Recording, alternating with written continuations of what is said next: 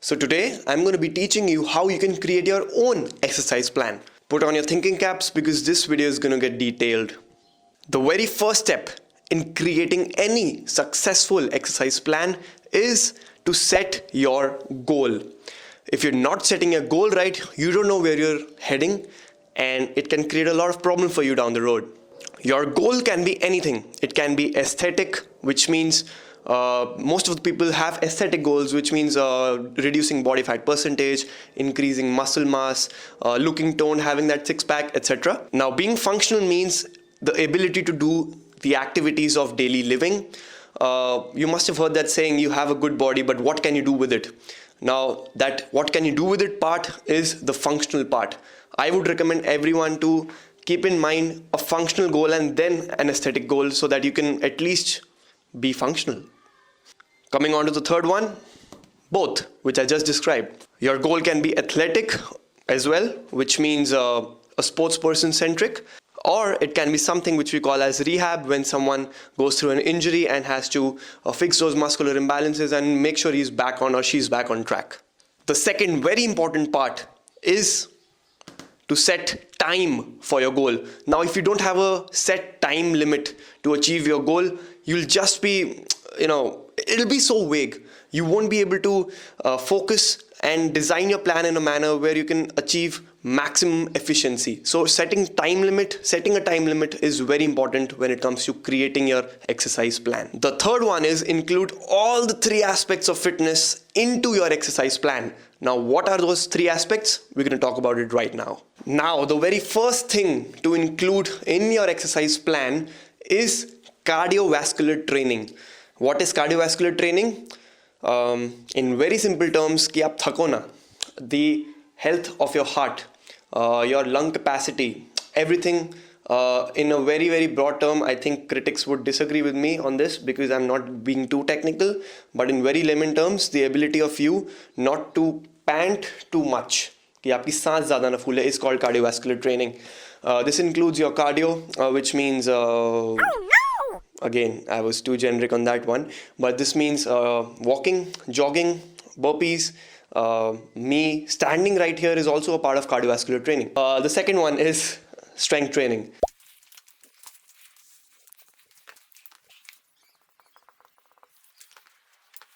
Hey guys, I'm really glad that you're watching this video. Now, if you do like it and if you do like the content of this video, I would request you to, you know what? I'm just going to wait here 10 seconds and make sure that you subscribe to the channel.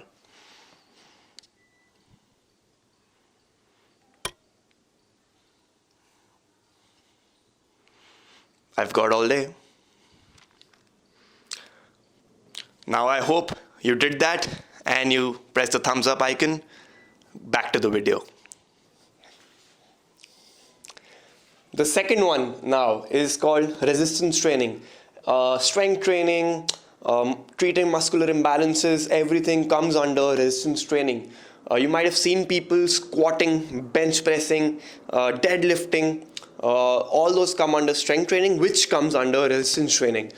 This is very important in order for you to make sure that your muscles have sufficient strength so that your joints and bones also get support from your skeletal muscle mass. Very, very important thing to include. Most people think if they do too much resistance training, they'll put on huge amount of muscle mass, which is not true, which is subjective to your diet, which we'll not be discussing here. But please do not skip resistance training, and no one will be as huge as you think just by doing 1 year of resistance training.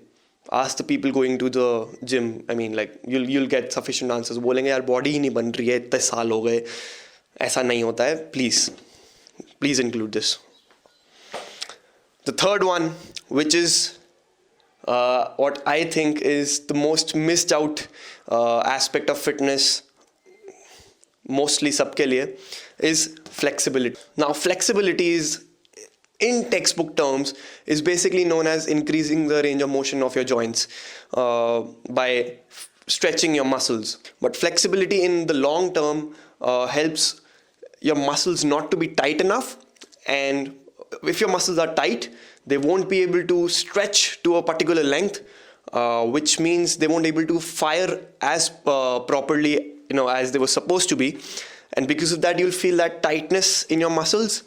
To reduce that tightness, you have to stretch, and that stretching part comes under flexibility. Point number 4 is plan your on and off days.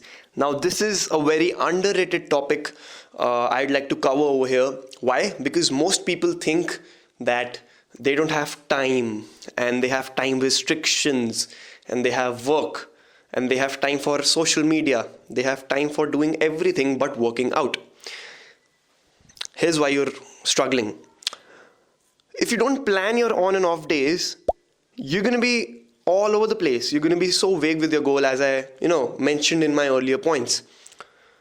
Planning your on and off days gives you a very good figure for your week, month, months, or your whole year. Now, you should know that, okay, I'm going to only be working out on, say, Saturdays, only be working out on, say, Sundays, or Saturdays and Sundays, or Mondays, Wednesdays, Fridays, and you get my point. That planning is very important, because then you'll know. If you're being honest with yourself, then you'll know, okay, these are my workout days. I have to take out time to work out on those days. Which brings me to my 5th point. How much time should you spend during one session? I say if you can spend 1 hour, it's more than enough. But don't be too afraid if you're not able to spend 1 hour. You can even spend 15 minutes, 20 minutes. I won't say, ठीक है, अगर क्या 15 minute ही workout कर सकता है, इससे अच्छा मत ही कर. No good fitness trainer or a health professional will say that to you ever. If they're saying that, if they're discouraging you, please bitch slap them. Yeah, you heard me right. I recommend 1 hour, and you'll be good to go. Even if you're spending, say, 1 day in a week, 1 hour, more than enough. Not technically, but it's good for a start. The next point is a very important one, as I've discussed before. Include all the 3 fitness aspects, or the aspects of fitness, in your daily workouts or on an alternate basis.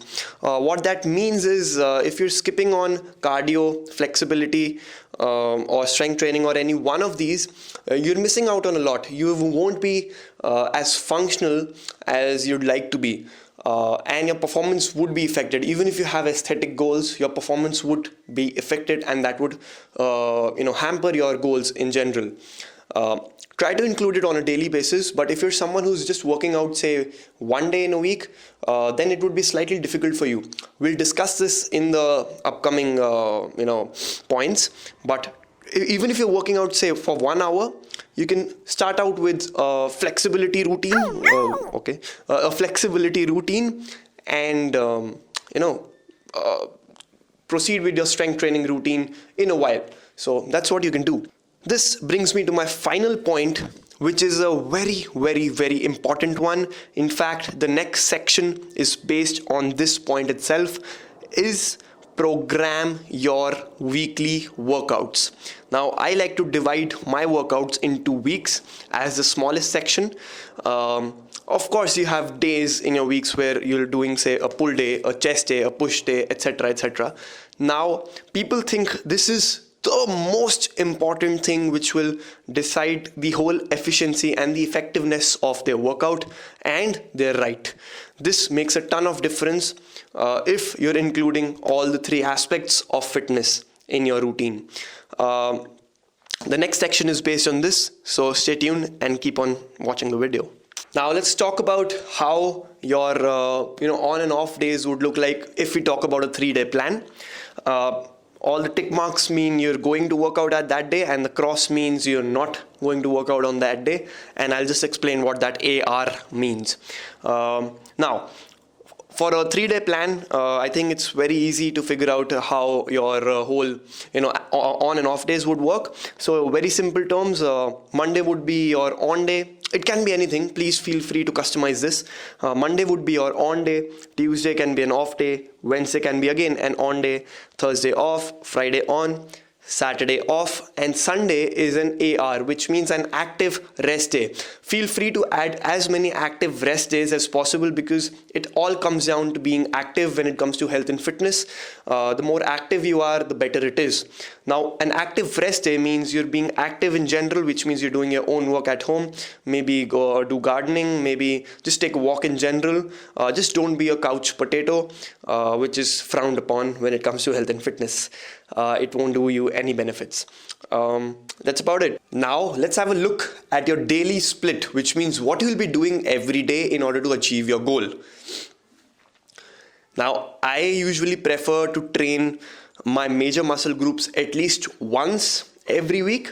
Now, your major muscle groups include, if I talk about the front, they include your chest, abs, quads, anterior tibialis. Yeah, that's a major muscle group as well. So the muscles of your torso, muscles of your lower body, the major meat of the muscles. If you're working on imbalances, then it's a different story altogether, because then you'll have to find out the small muscles which are counting for that imbalance. If you look at your back, it's your traps, back. You can Google all the major muscle groups you have. Now, to get a good permutation and combination of your overall training pattern, I usually prefer following this particular method, wherein you can train 1, 2, or 3 body parts in a day, according to your threshold, obviously. You can train according to movements, which means push, pull, bend, lift, lunge, rotation, etc., or even all of them, or even some of them. You can train according to your sport. You can train according to this anterior or posterior chain, which means anterior or posterior chain. So this is how I like to, diversify my whole workouts. And I think this would be suited for most of you people. Yes, this is not too technical, but I think this would be really good for a beginner to intermediate, athlete or fitness enthusiast. All right, so now we're on the final part of how to create your own exercise plan. Here we have a 3-day exercise plan in demonstration. We can start out with Monday being, like a energetic day, because if you see, I'm going to skip to the end for just a moment here. If you see, we have 2 off days, like these are total off days. So it's pretty obvious that on a Monday you'll be fresh, you'll be energized. So on a Monday, I'm taking a push workout, which means mostly pushing movements. So here I have designed my exercise plan according to movement, where I'll be recruiting my major muscles such as chest, shoulders. These are very major muscles. Of course, rest of the muscles would also be included and be firing. Most of the people don't realize that if they're doing a chest workout, their back is also doing most of the work in stabilizing your arms, stabilizing your body. So it's not that you're just hitting your chest, you're hitting your back as well, you're hitting those rotator cuff muscles, you're hitting those rhomboids as well during a bench press when you're retracting and keeping your shoulder blades stabilized. It's very important to know that you're hitting your shoulders and you're hitting your arms. Yeah. On a Tuesday, I'm taking an active rest, which means I'm just being active in general. Here we have one more example of an active rest day. I'll just explain it to you in a while. On a Wednesday, what we're doing is we're doing a pull workout. Now, pushing is, say, pushing someone. Pulling is, say, pulling someone. So the movement, defines the whole audacity and the type of the workout which we're doing and the muscles which we're going to hit. So with the pull workout and a cardio workout as well, I'm including my back, I'm including my traps majorly. Remember that it's majorly.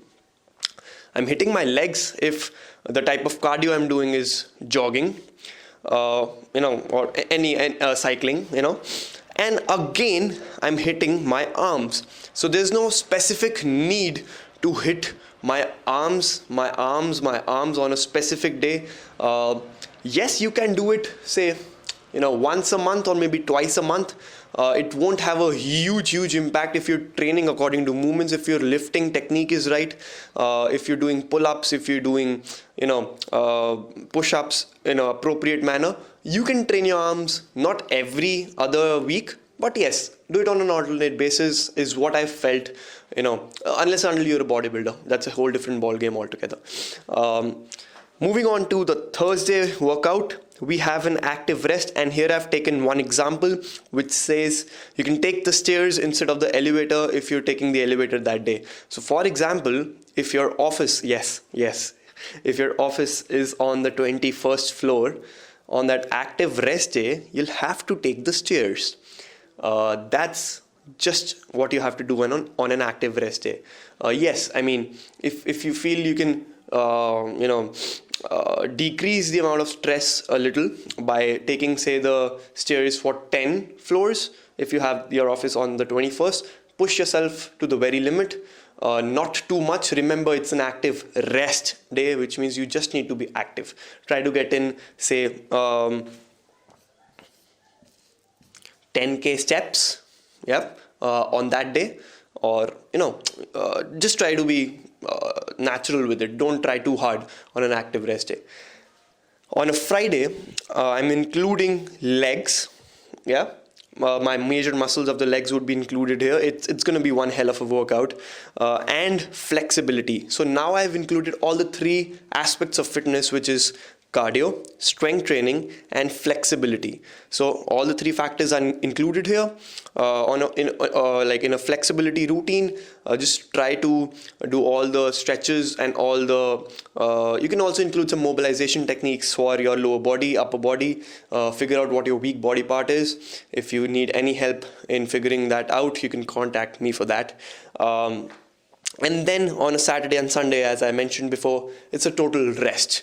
So this is how a 3-day exercise plan looks like. You can challenge your personal trainer by asking them, have you included all the three aspects of fitness into my exercise plan? And if you have, on what basis? This is something which is very important. That's why I've done this video, so that you guys can get a perspective about how we as personal trainers create plans. This is a very basic one. If you need more detail on this, do let me know in the comment section. I would be including details like how to include sets, how to go about the sets and the exercises and the repetitions, and what kind of rep range you need to stick to. It's gonna be one geeky video. Thanks for watching, guys. Until next time, peace.